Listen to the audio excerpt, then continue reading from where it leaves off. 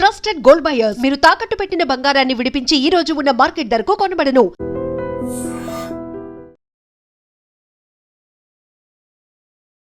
నమస్కారం, welcome to I dream. ధర్మ మార్గం విత్ విజిత కార్యక్రమానికి స్వాగతం.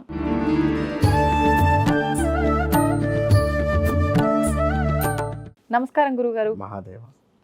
గురుగారు, తమలపాకు పైన దీపం వెలిగిస్తూ ఉంటారు. నిజంగా ఇలాంటి దీపారాధన దేనికి విశేషమైనదో తెలియజేయండి. తమలపాకుపై దీపారాధన అని కాదు కానీ తమలపాకులలో అంటే చుట్టూ తమలపాకులు లైక్ ఒక సుమారుగా కూడా ఒక 8 నుంచి 11 తమలపాకులు ఒక ప్లేట్లో. సో మధ్యలో చక్కగా కూడా ఒక దీపారాధన చేసి అమ్మవారికి హారతి ఇవ్వాలి. ఇది 11 శుక్రవారాలు కానీ 9 శుక్రవారాలు కానీ లేదా 18 శుక్రవారాలు కానీ చెయ్యాలి. ఇది ఏమిటి అంటే ఇంట్లో ధన సంబంధిత, అదేవిధంగా అమ్మవారికి సంబంధించినటువంటి అంటే ఒక ఏదో మనకి ఇంట్లో చెడు జరుగుతుంది అని కానీ లేదా కొంత మనకు అనుకున్న పనులు అనుకున్నటువంటి విధంగా ముందుకు వెళుతాం లేవు అని అనుకునేటువంటి సందర్భంలో ఇప్పుడు అంటే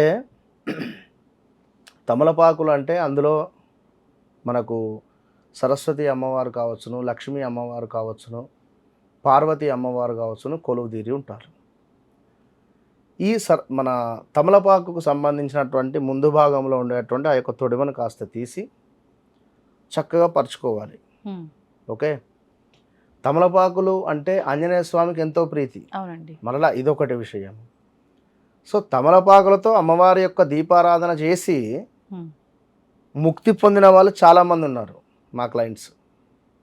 కనుక అంటే వారి ఫోటోలు కూడా పంపిస్తూ ఉంటారు అమ్మవారికి సంబంధించినటువంటివి. ఆ గురువుగారు శుక్రవారం ఈరోజు హారతీయంగా అమ్మవారు ఆ యొక్క మన హారతిలో కనబడింది అనేటువంటి విధంగా తీసి పంపిస్తూ ఉంటారు. ఎంతో సంతోషం వేస్తుంది. కనుక ఎక్కువగా ఆరోగ్యపరమైనటువంటిది కానీ ఆర్థికపరమైనటువంటి విషయాలలో ఇది బాగా ఉపయోగపడుతుంది.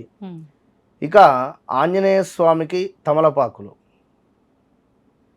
ఇంట్లో తమలపాకు చెట్టు కావచ్చును, ఇవి మనకు ఒక పాజిటివ్ వైబ్రేషన్ని తీసుకువస్తాయి, విజయాన్ని తీసుకువచ్చేటువంటి పరిస్థితి.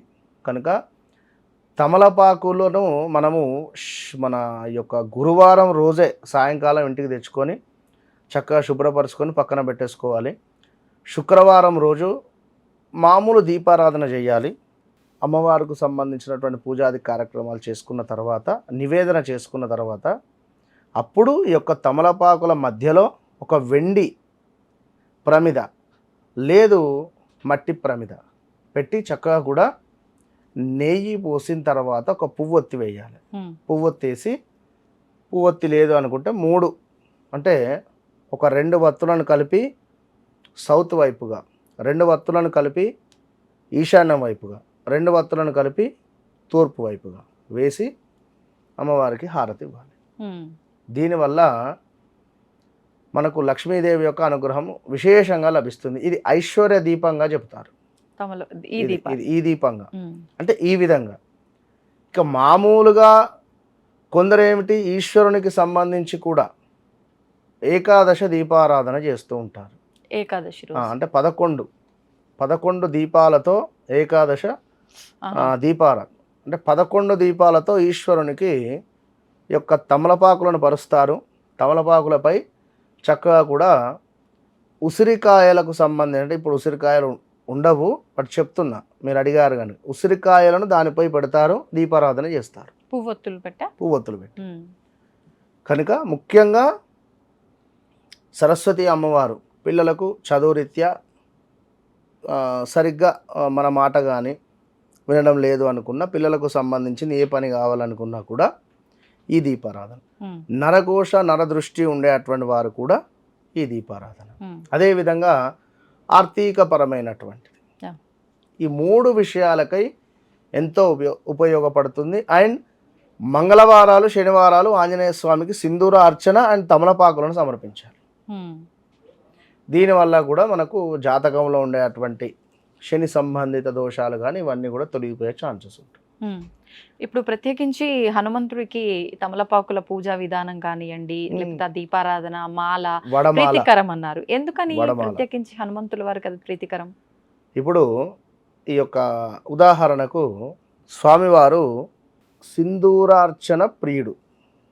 ఓకే, సింధూరార్చన ప్రియుడు అన్నప్పుడు ఈ యొక్క హనుమంతుల వారు సీతమ్మను కలవడానికి వెళ్ళినటువంటి సందర్భంలో ఆ తలపై సింధూరం రాసుకుంటుంది. ఎవరు? సీతమ్మ వారు.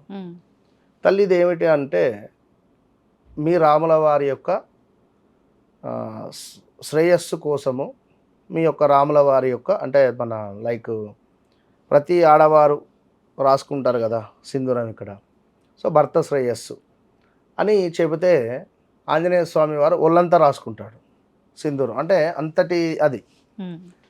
సో ఈ సందర్భంలో తమలపాకుల యొక్క చెట్టు వద్ద సీతమ్మ వారు ఉండడము, ఈ ఆంజనేయ స్వామి అక్కడికి వెళ్ళడము, ఇట్టి తమలపాకుకు సంబంధించినటువంటి విషయము.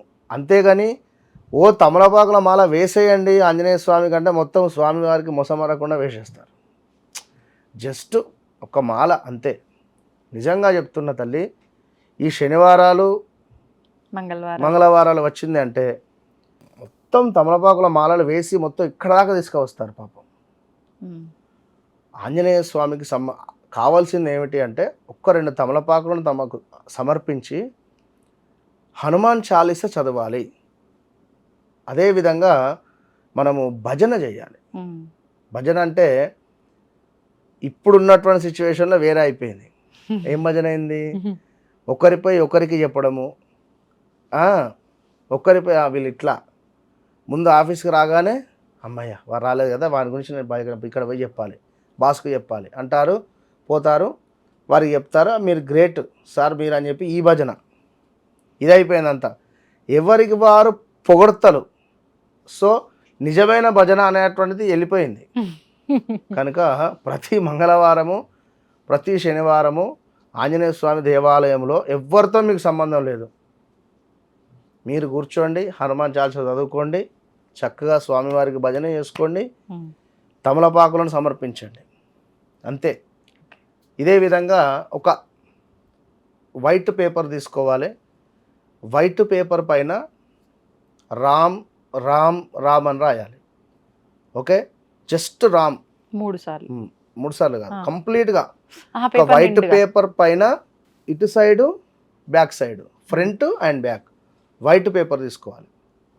రామ్ రామ్ రామ్ రామ్ రామ్ రామ్ రామ్ రామ్ ఇంతే రాసేసి హనుమాన్ చాలీస చదివేసి స్వామివారి యొక్క పాదాల వద్ద అవి పెట్టండి.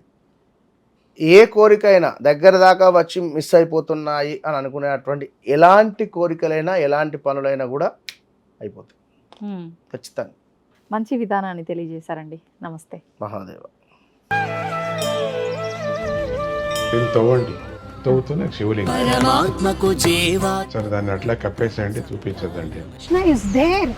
మూర్తి పూజ కాదు, సాక్షాత్ బ్రజేంద్ర నందన భగవాన్ ఉన్నారు మూర్తిలో. ఏమీ ఆశించకుండా ఆరాధించే వాళ్ళు కూడా ఉన్నారా ప్రభుజీ? నిజమైన భక్తి